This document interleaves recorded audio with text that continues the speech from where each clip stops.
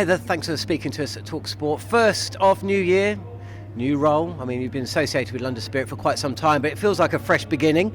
Tell us a little bit about your new job or role here at Lords. Yes, so I'm not playing in the 100 this year. I'm continuing to play for England and Somerset and other teams. But yeah, my new role is General Manager of the Women's section. So it's a part-time role that I can do whilst I continue to play, and it basically sits below Mo Bobat, who's the Director of Cricket for men's and women's.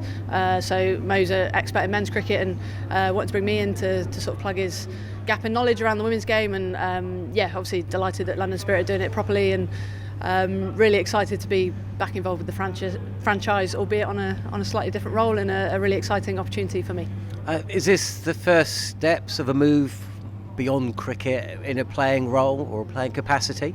Yeah, so it's me kind of looking that way. I spent a lot of last year injured with my hamstring injury. I missed sort of 4 months of cricket, and unfortunately that coincided with the English summer, so I had a lot of time to kind of think and reflect. And obviously, like, you're not going to play cricket forever. I'm more towards the back end of my career than I am at the start. I've still got ambitions playing the game, and feel like I'm still enjoying playing cricket and contributing to England, but it felt like this was a really good opportunity for me to start to look ahead, start to broaden my experience a little bit, and I've experienced a lot of people transition out of cricket and out of the playing side of cricket, and it is tough, and this is me sort of being proactive and looking ahead, and starting to think about what might come next. And I guess, having looked at the last 400s, I've missed 2 of them injured anyway, so yeah, it felt like the perfect opportunity for me to look forward to what might be next, but also continue with my playing ambitions. Such a busy summer, isn't it? New Zealand are here in May,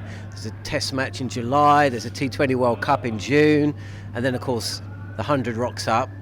You say it's a part-time role. How can you juggle the both in the build-up to the 100 when you're hopefully going to be playing in all the formats and representing England? How are you going to juggle those? Yeah, hopefully successfully. I think I've always been someone that's had a lot of things going on. I've also got a little bit more time in my hands without the captaincy and things like that. And yeah, to be honest, the bulk of the work is kind of now, and leading up to that auction, obviously that's going to happen around the March time. So yeah, I'm really confident that I'm going to manage it really well. That was a condition of me taking the job, that my playing career and me representing England, that's my first commitment, and one that I want to give as much time as I can, and I'm lucky enough that I know myself really well and know what I need to be prepared and try and get the best out of myself. So yeah, I'm really confident that it's not going to affect any of my preparation in terms of that T20 World Cup. I've done a Masters whilst I was England captain. I've juggled a lot of things, and to be honest, I think that gets the best out of me. I quite enjoy having things outside of my playing career, and I've always felt like that's actually enabled me to be more rounded and actually get the best out of myself when I do play. So yeah, there's absolutely no concerns. I wouldn't have taken the job at all if I thought it would affect my ability to perform for England. I'm pretty confident that won't be the case.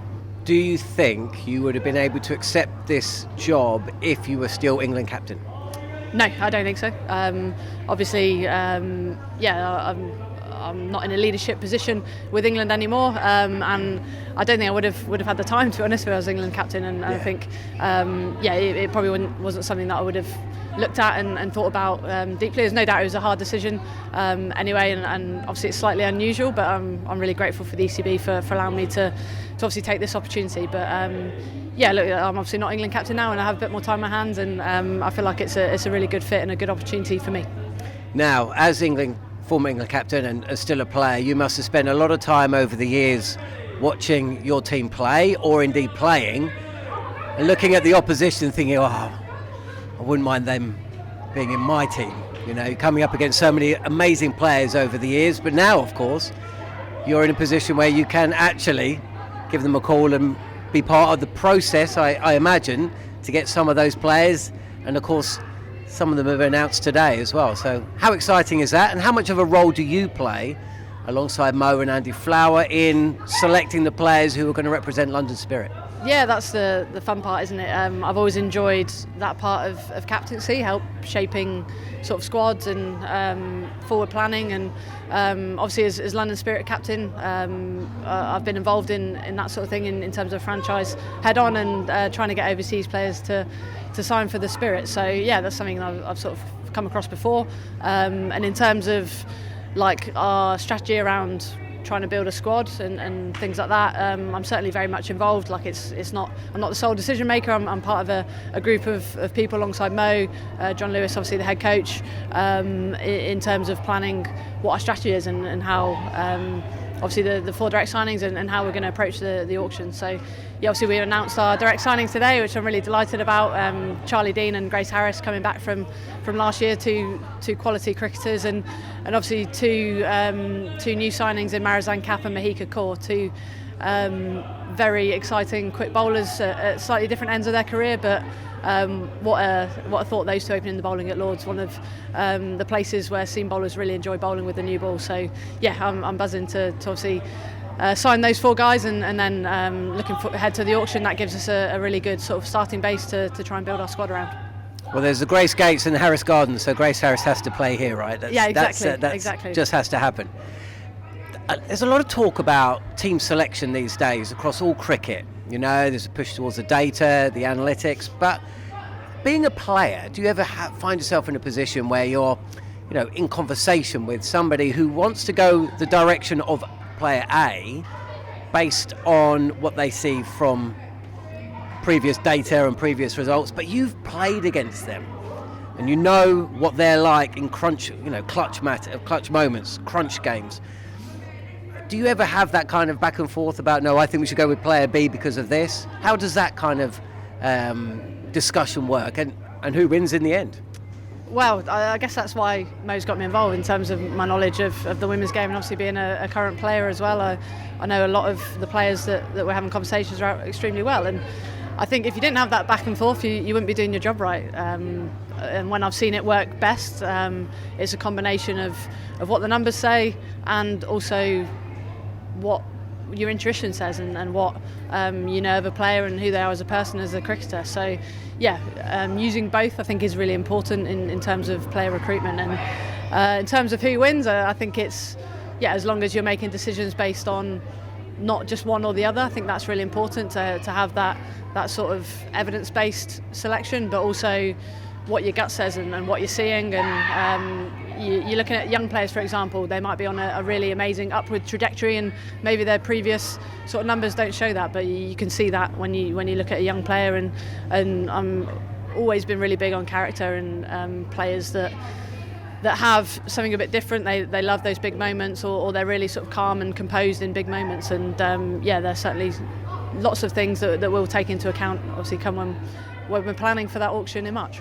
Well, you do need to be able to select from a big pool of players from different walks of life. Looking behind you right now, there's representatives, we're talking about their school kids, right? They go to a state school in London. Cricket often, I grew up in London, I went to state school, cricket often passes you by, yep.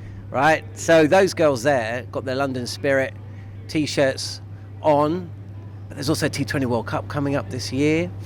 There's the Knight Stokes Trophy, of course, which their school is participating in. How important, and I know it is important, but how do we get more people from that walk of life walking through these famous old gates and across the river as well, for all cricket? How do we get more people like those girls over there invested and interested in this sport?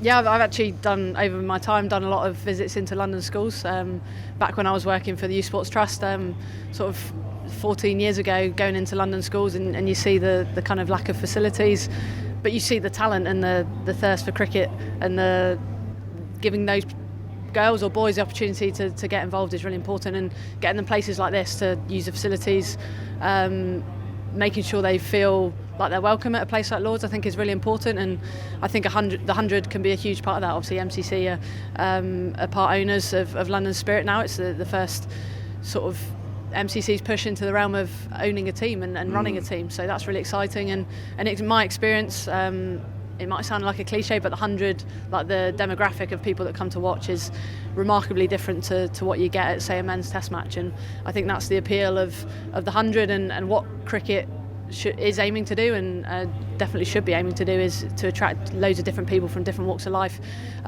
getting that buzz for the game, the ability to play it, to watch it, to enjoy it and have a really positive experience. And at London Spirit we want to make it like an amazing event, an amazing thing to come watch, and we want to continue to appeal to all different walks of life.